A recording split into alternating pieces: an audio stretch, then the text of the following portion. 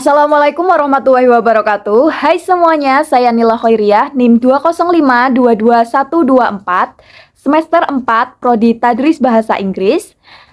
Kali ini saya bakal mereview buku Metodologi Studi Islam untuk memenuhi tugas ujian tengah semester. Ini bukunya. Saya tidak beli, tapi saya pinjam di perpustakaan UIN Gus Dur. Jadi udah lumayan rusak, tapi untungnya isinya masih komplit dan jelas. Buku ini judulnya Metodologi Studi Islam, karya Profesor Dr. Andes Haji Abudinata, terbit di Raja Wali Pers. Dan ini adalah versi cetakan tahun 2014. Buku Metodologi Studi Islam karya Profesor Abudinata ini penting banget untuk yang mau belajar Islam. Isinya membahas tentang cara-cara yang dipakai untuk belajar agama Islam. Dalam pengantar bukunya, Profesor Abudinata mengatakan bahwa tujuan bukunya untuk membantu pembaca memahami cara yang tepat belajar Islam. Buku ini juga memberikan landasan teoritis yang kuat. Di dalam buku ini dibagi menjadi 3 bagian. Bagian pertama, membahas tentang pengertian dan ciri-ciri metodologi studi Islam. Bagian kedua, membahas tentang cara-cara penelitian dalam studi Islam, seperti metode historis, kualitatif, dan kuantitatif. Bagian ketiga, membahas tentang aplikasi metodologi dalam studi Islam, seperti tafsir, hadis, fikih, dan sejarah Islam. Salah satu yang seru dari buku ini adalah pendekatannya yang terintegrasi.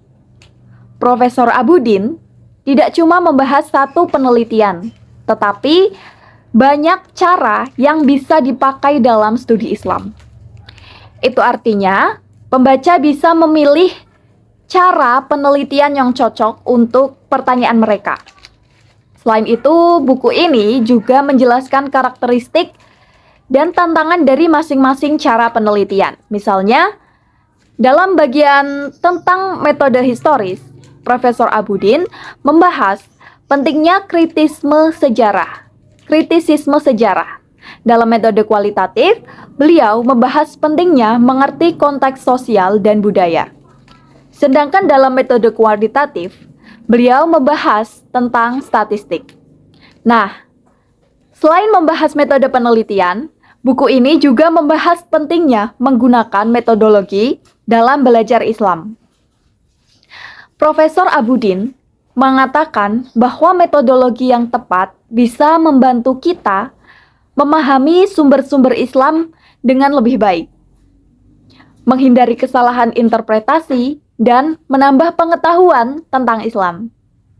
Tapi, walaupun memiliki banyak kelebihan, buku ini juga memiliki kekurangan.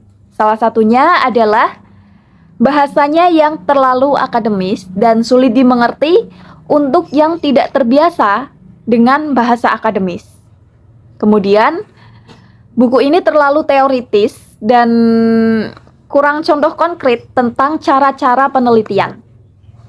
Jadi, kesimpulannya, buku Metodologi Studi Islam ini sangat bermanfaat untuk yang mau belajar Islam dengan cara yang ilmiah. Buku ini juga ditulis dengan jelas dan sistematis, jadi gampang dimengerti untuk pembaca dari berbagai latar belakang akademis.